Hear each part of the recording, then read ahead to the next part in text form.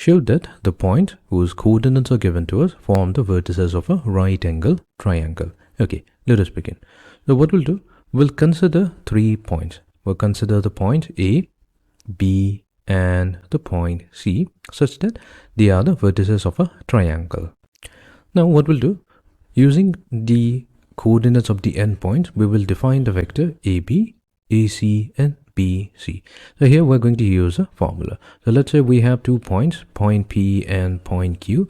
Let's say P has the coordinates x1, y1, z1, and Q has the coordinates x2, y2, z2.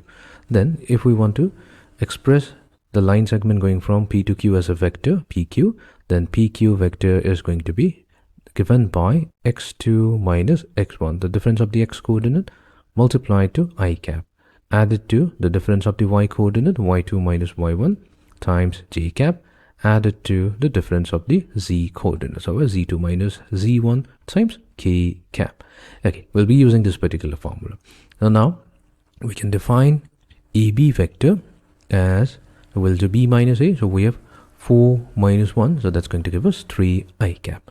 Then we have negative 3 minus negative 1, that means we are going to get negative 2 j cap. And then we have 1 minus 0, so that's going to be simply k cap.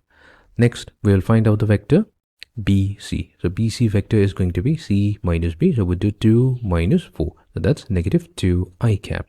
Then we have negative 4 minus negative 3, that means we have negative 4 plus 3, that gives us negative j cap. Then we have 5 minus 1, so that's going to be plus 4 k cap.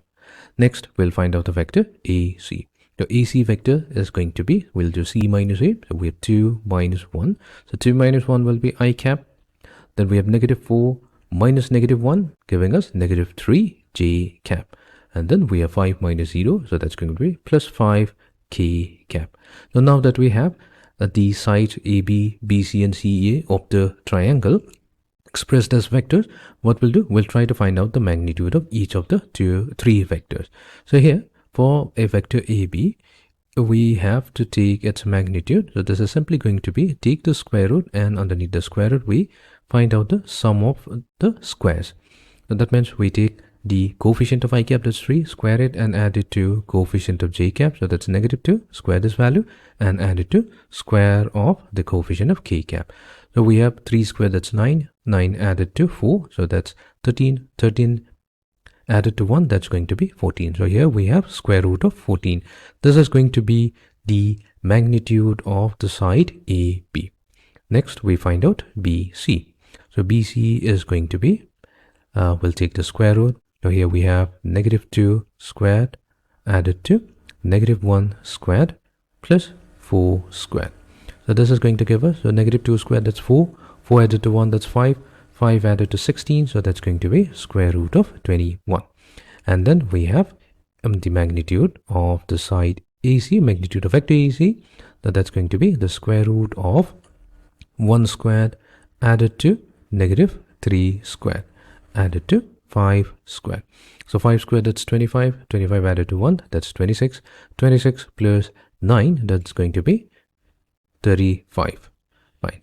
Now, here we can see, since if we take square of the magnitude of side AC, and this is going to be equals to square of AB added to the square of the side BC. We can confirm this.